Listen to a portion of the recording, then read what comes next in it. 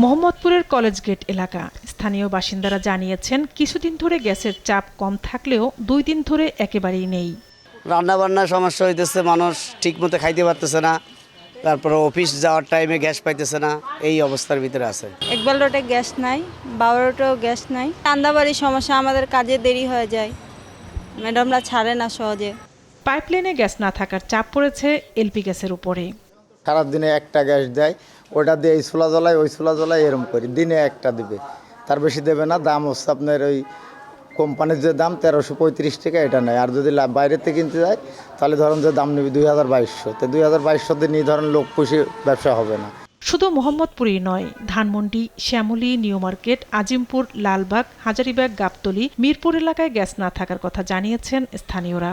আগে এত ছিল না, আগে ছিল বাট এত ছিল না, বাট রিসেন্টলি একদমই নাই। 3 দিন আগে তাও আসতো, একটু করে আসতো, আবার অফ হয়ে যেত, দেখা গেলো ফায়ার অফ হয়ে যেত।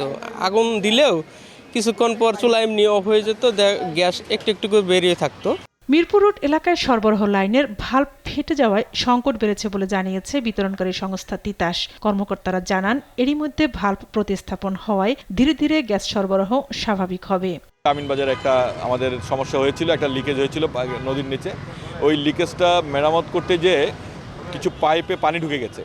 এই পানিগুলোকে বের করতে আমাদেরকে প্রেশার দিতে হচ্ছে, বাড়াতে হচ্ছে। এখন ঢাকায় প্রেশার বাড়াতে যেই দেখা যাচ্ছে যে পুরনো ভাল্বগুলো ডিস্টার্ব করছে, যেগুলো অনেকগুলা, যেমন এই ভাল্বটা এটা একদম ফেটে গেছে, ভাল্বটা পুরোটাই, যাদের পুরো ভাল্বটাই চেঞ্জ করতে হয়েছে। যেহেতু ঢাকার নেটওয়ার্কটা আসলে ইন্টিগ্রেটেড নেটওয়ার্ক, একটা লাইনের সাথে আরেকটা লাইনের কানেকশন আছে ঢাকার, তাহলে আমাকে বেশ কয়েক এলাকা জুড়ে ভাল্ব বন্ধ করে এই এলাকাটাকে গ্যাস শূন্য করতে হয়েছে।